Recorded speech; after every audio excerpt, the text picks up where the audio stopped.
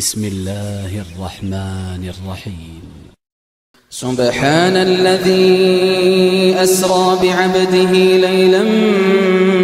من المسجد الحرام إلى المسجد الأقصى الذي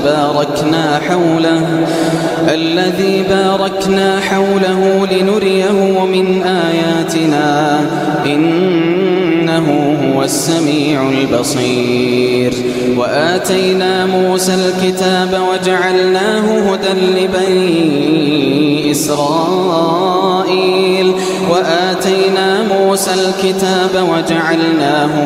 لبني إسرائيل ألا تتخذوا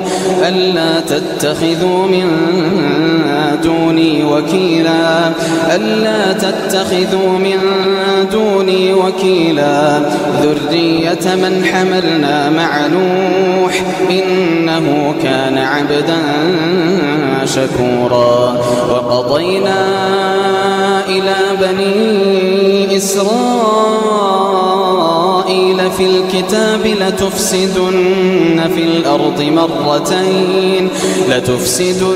في الأرض مرتين ولتعلن علوا كبيرا. فإذا جاء وعد أولاهما بعثنا عليكم عبادا لنا أولي بأس شديد فجاسوا خلال الديار وكان وعدا مفعولا.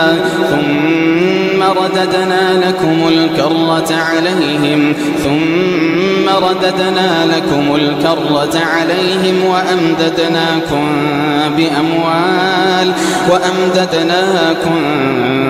بأموال وبنين وجعلناكم أكثر نفيرا. إن أحسنتم لأنفسكم وإن أسأتم فلها. فإذا جاء وعد الآخرة ليسوءوا وجوهكم وليدخلوا المسجد كما دخلوه أول مرة وليتبروا ما علوا تتبيرا. إن أحسنتم لأنفسكم وإن أسأتم فلها. فإذا جاء وعد الآخرة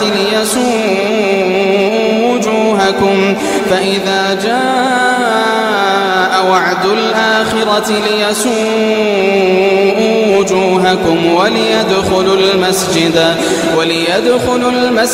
كما دخلوه أول مرة وليتبروا ما علوا تتبيرا. عسى ربكم أن يرحمكم وإن عدتم عدنا وجعلنا جهنم للكافرين حصيرا. إن هذا القرآن يهدي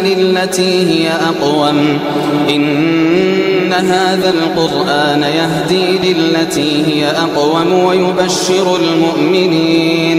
ويبشر المؤمنين الذين يعملون الصالحات أن لهم أجرا كبيرا وأن الذين لا يؤمنون بالآخرة أعتدنا لهم عذابا أليما. ويدعو الإنسان بالشر دعاءه بالخير وكان الإنسان عجولا.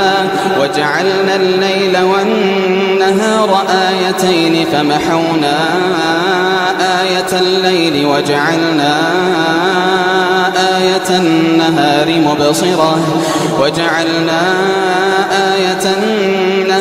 مبصرة لتبتغوا فضلا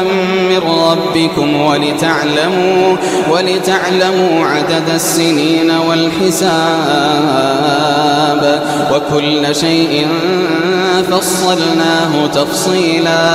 وكل إنسان ألزمناه طائره في عنقه ونخرج له يوم القيامة كتابا يلقاه منشورا وكل إنسان ألزمناه طائره في عنقه ونخرج له يوم القيامة كتابا يلقاه منشورا اقرأ كتابك كفى بنفسك اليوم عليك حسيبا من اهتدى فإنما يهتدي لنفسه ومن ضل فإنما يضل عليها ولا تزر وازرة وزر أخرى وما كنا معذبين حتى نبعث رسولا وإذا أردنا أن نهلك قرية أمرنا مترفيها وإذا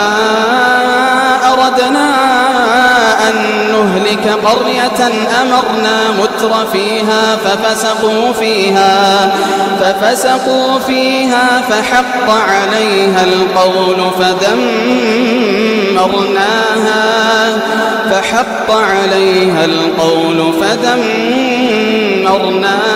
تدميرا وكم أهلكنا من القرون من بعد نوح وكفى بربك بذنوب عباده خبيرا بصيرا من كان يريد العاجلة عجلنا له فيها ما نشاء لمن نريد ثم جعلنا له جهنم يصلاها مذموما مدحورا ومن أراد الآخرة وسعى لها سعيها وهو مؤمن فأولئك كان سعيهم مشكورا كلا نمد هؤلاء وهؤلاء كلا نمد هؤلاء وهؤلاء من عطاء ربك وما كان عطاء ربك محظورا انظر كيف فضلنا بعضهم على بعض وللآخرة أكبر درجات وأكبر تفضيلا لا تجعل مع الله إلها آخر فتقعد مذموما مخذولا ربك ألا تعبدوا إلا إياه وقضى ربك ألا تعبدوا إلا إياه وقضى ربك ألا تعبدوا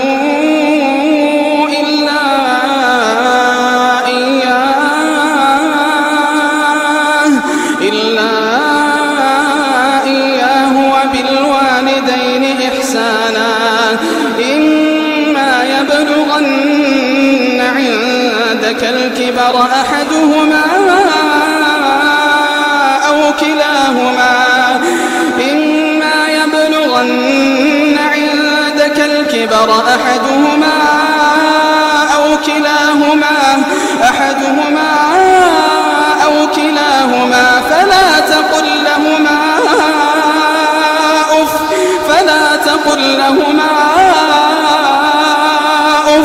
فلا تقل لهما أف ولا تنهرهما وقل لهما قولا كريما واخفض لهما جناح الذل من الرحمة وقل رب ارحمهما كما ربياني صغيرا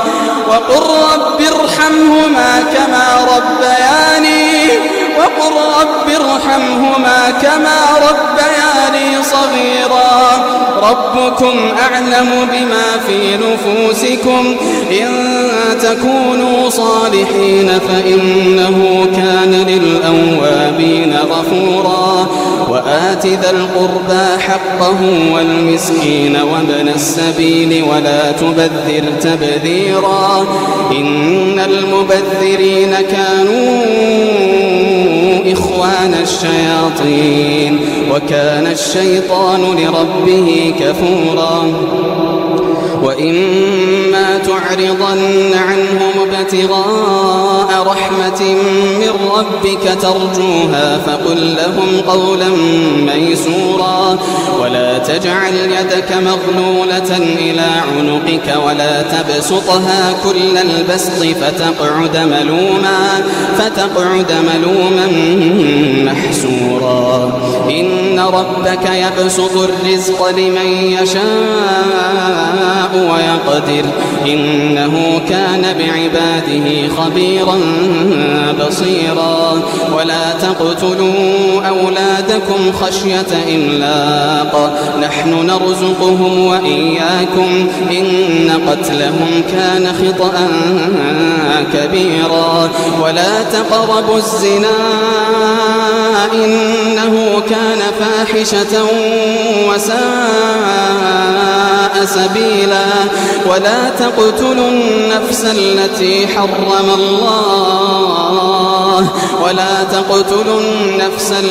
حرم الله إلا بالحق ومن قتل مظلوما فقد جعلنا لوليه سلطانا فلا يسرف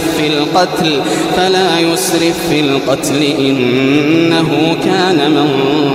منصورا ولا تقربوا مال اليتيم إلا بالتي هي أحسن حتى يبلغ أشده وأوفوا بالعهد إن العهد كان مسؤولا وأوفوا الكيل إذا كلتم وزنوا بالقسطاس المستقيم ذلك خير وأحسن تأويلا ولا تقف ما ليس لك به علم إن السمع والبصر والفؤاد كل أولئك كان عنه مسؤولا ولا تقف ما ليس لك به علم إن السمع والبصر والفؤاد كل أولئك كان عنه مسؤولا ولا تمش في الأرض مرحا إنك لن تخرق الأرض ولن تبلغ الجبال طولا كل ذلك كان سيئه عند ربك مكروها ذلك مما أوحى إليك ربك من الحكمة ولا تجعل مع الله إلها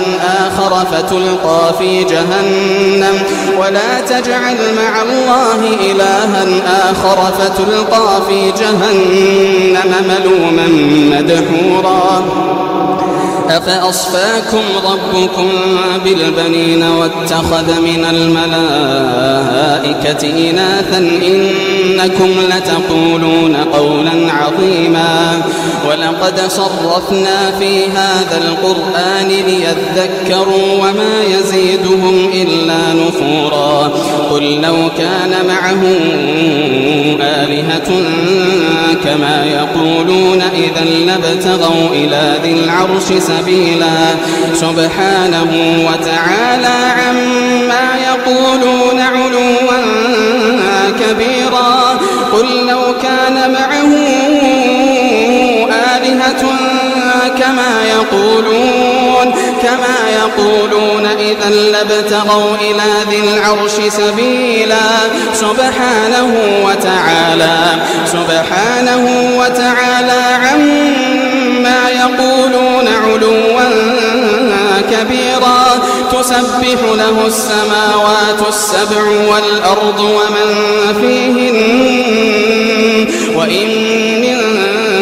شيء إلا يسبح بحمده وإن من شيء إلا لا يسبح بحمده ولكن لا تفقهون تسبيحهم إنه كان حليما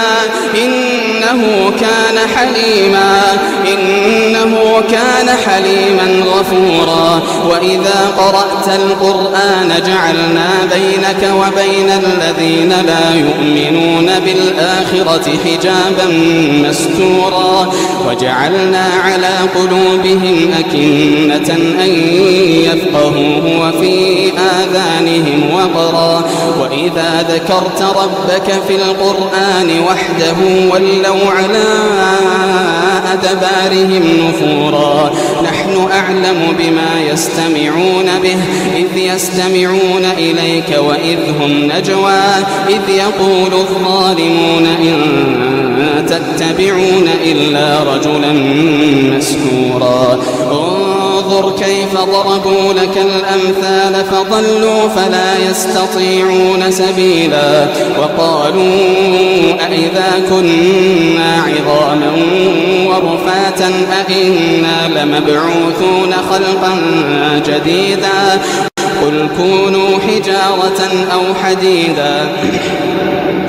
قل كونوا حجارة أو حديدا أو خلقا مما يكبر في صدوركم فسيقولون من يعيدنا قل الذي فطركم أول مرة فسينغضون إليك رؤوسهم ويقولون متاه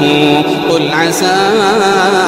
أن يكون قريبا يوم يدعوكم فتستجيبون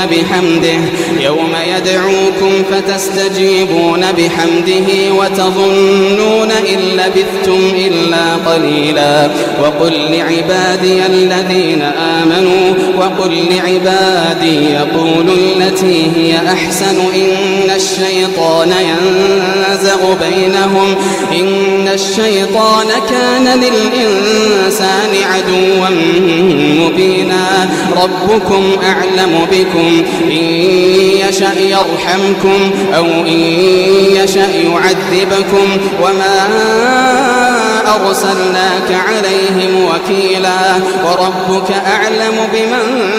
في السماوات والأرض ولقد فضلنا بعض النبيين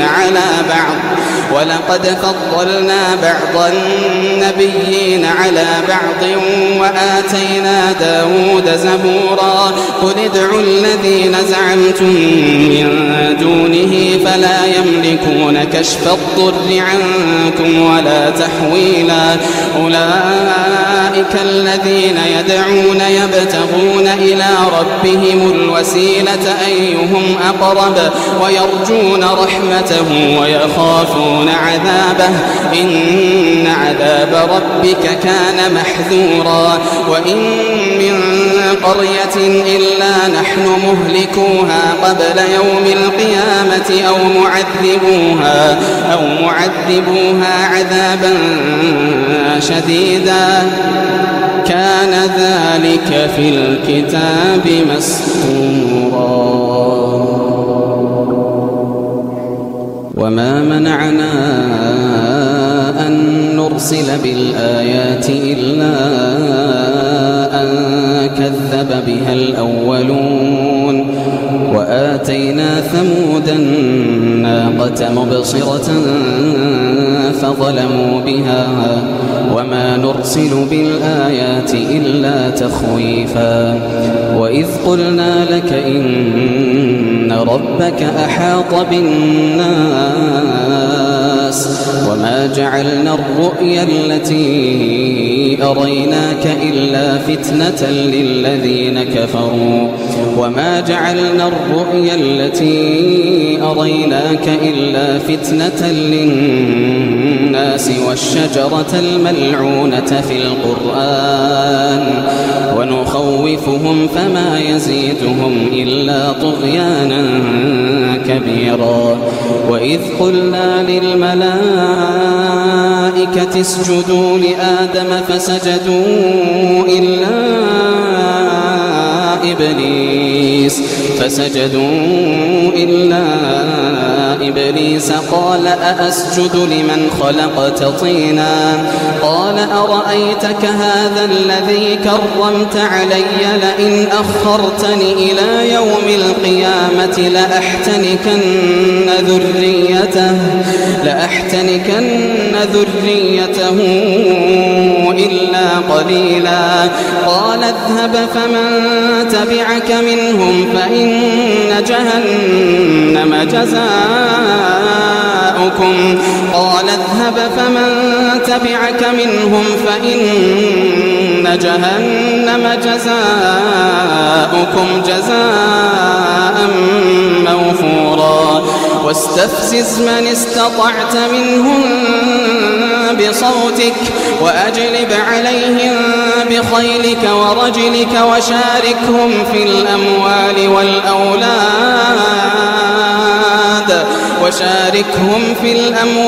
والأولاد وعدهم وما يعدهم الشيطان إلا غرورا إن عبادي ليس لك عليهم سلطان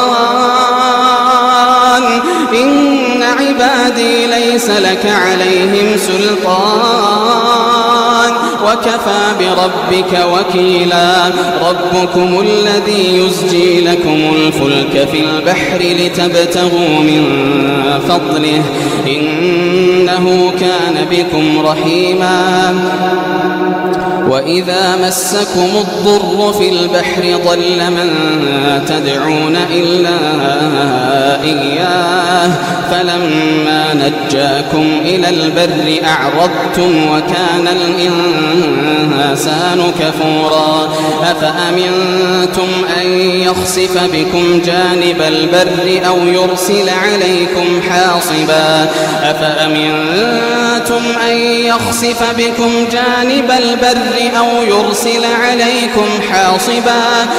يرسل عليكم حاصبا ثم لا تجدوا لكم وكيلا أم أمنتم أن يعيدكم فيه تارة أخرى فيرسل عليكم قاصفا من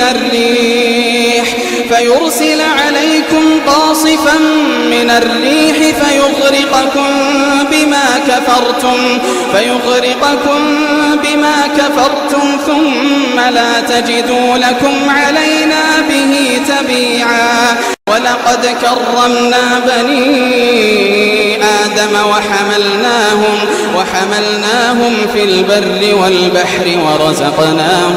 ورزقناهم من الطيبات وفضلناهم على كثير ممن خلقنا تفضيلا يوم ندعو كل أناس بإمامهم فمن أوتي كتابه بيمينه فأولئك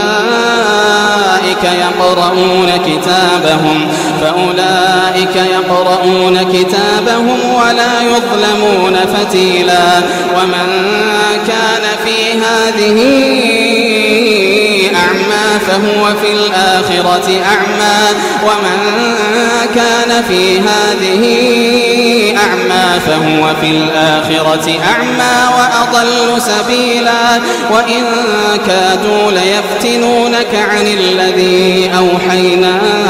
إليك لتفتري علينا غيره وإذا لاتخذوك خليلا ولولا أن ثبتناك لقد كدت تركن إليهم شيئا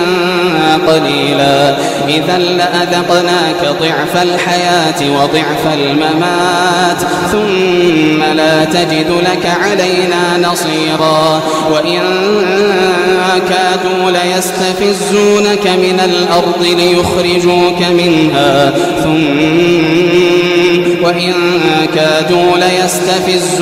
من الأرض ليخرجوك منها وإذا لا يلبثون خلافك إلا قليلا سنة من قد أرسلنا قبلك من رسلنا ولا تجد لسنتنا سنتنا تحويلا أقم الصلاة لدلوك الشمس إلى غسق الليل وقرآن الفجر أقم الصلاة لدلوك الشمس إلى غسق الليل وقرآن الفجر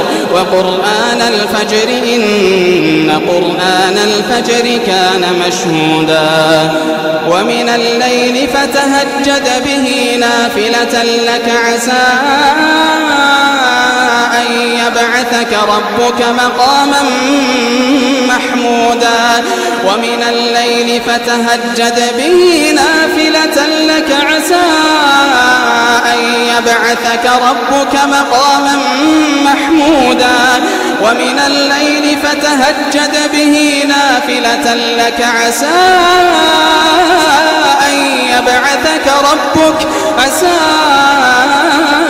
أن يبعثك ربك مقاما محمودا وقل رب أدخلني مدخل صدق وأخرجني مخرج صدق واجعل لي من لدنك سلطانا نصيرا وقل جاء الحق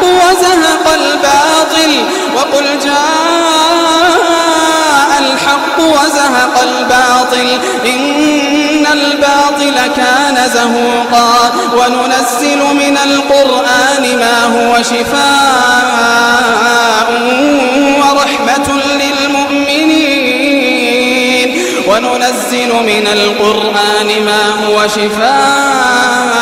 ورحمة للمؤمنين ولا يزيد الظالمين إلا خسارا وإذا أنعمنا على الإنسان أعرض ونأى بجانبه وإذا مسه الشر كان يئوسا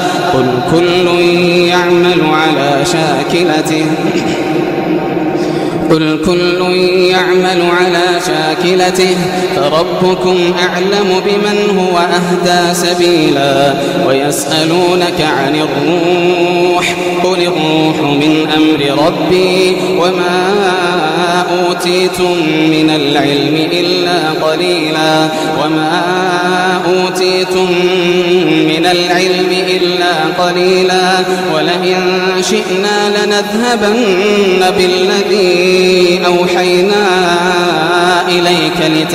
ولئن شئنا لنذهبن بالذي أوحينا إليك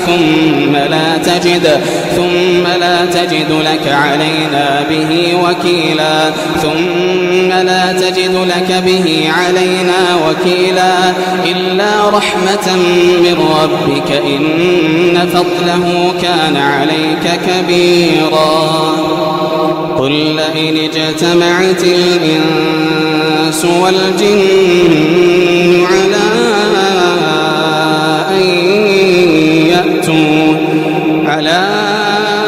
أن يأتوا بمثل هذا القرآن لا يأتون بمثله ولو كان بعضهم لبعض ظهيرا قل لئن اجتمعت الإنس والجن على أن يأتوا بمثل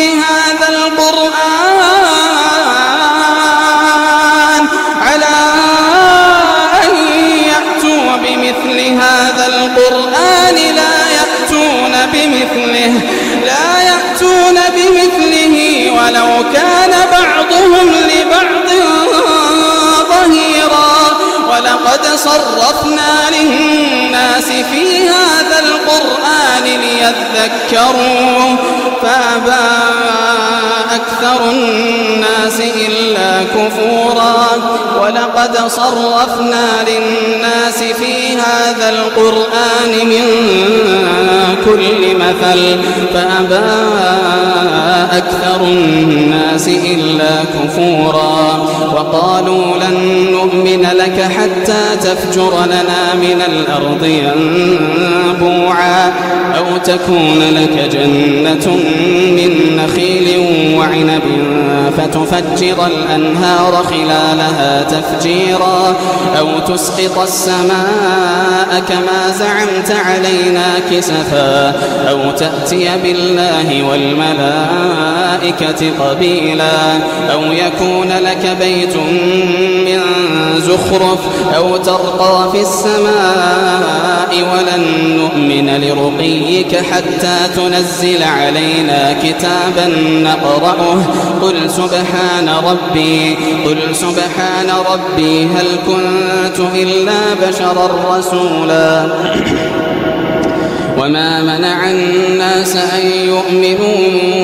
إذ جاءهم الهدى إلا أن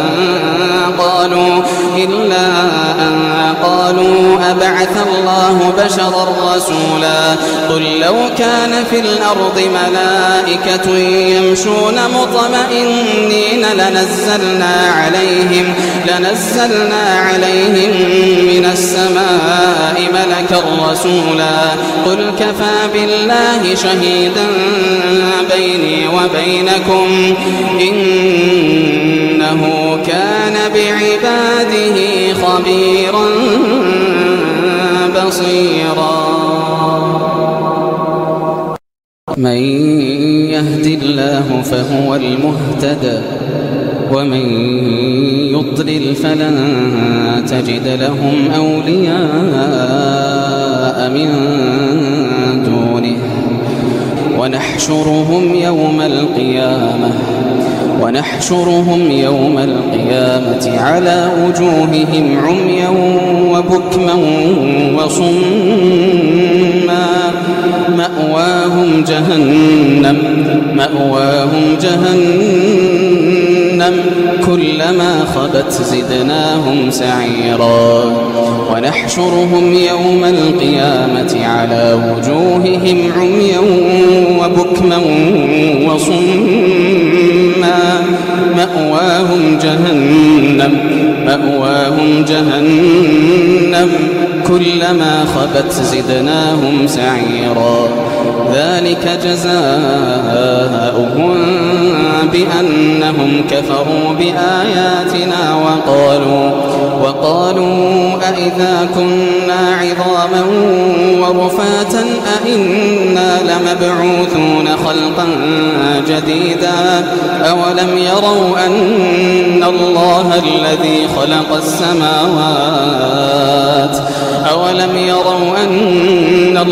الذي خلق السماوات والأرض قادر على أن يخلق مثلهم وجعل لهم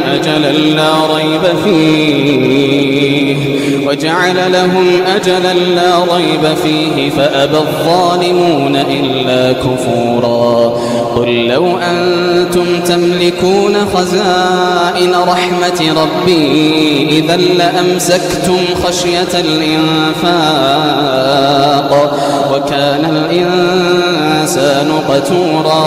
وكان الإنسان قتورا ولقد آتينا موسى 9 آيات بينات فاسأل بني إسرائيل إذ جاءهم فقال له فرعون إني لأظنك يا موسى مسحورا قال لقد علمت ما أنزل هؤلاء إلا رب السماوات والأرض بصائر وإني لأظنك يا فرعون مثبورا فأراد أن يستفزهم من الأرض فأخرجناه ومن معه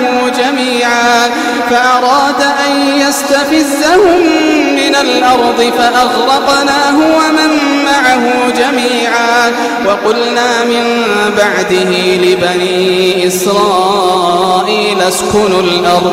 فإذا جاء وعد الآخرة جئنا بكم لفيفا وبالحق أنزلناه وبالحق نزل وبالحق نزل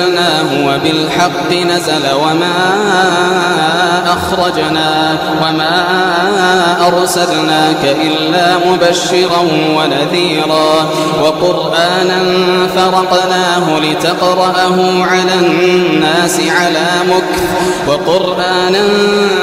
فرقناه لتقرأه على الناس على مكث ونزلناه تنزيلا قل آمنوا به أو لا تؤمنوا إن الذين أوتوا العلم من قبله إذا يتلى عليهم يخرون للأذقان سجدا ويقولون سبحان ربنا إن كان وعد ربنا لمفعولا ويخرون للأذقان يبكون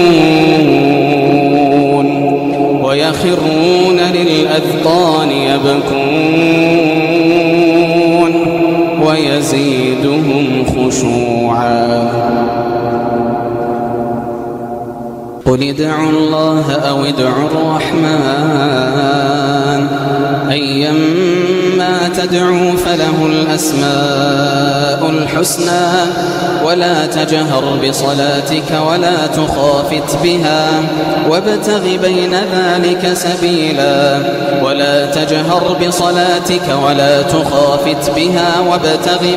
ذلك سبيلا وقل الحمد لله الذي لم يتخذ ولدا ولم يكن له شريك في الملك ولم يكن له ولي من الذل وكبره تكبيرا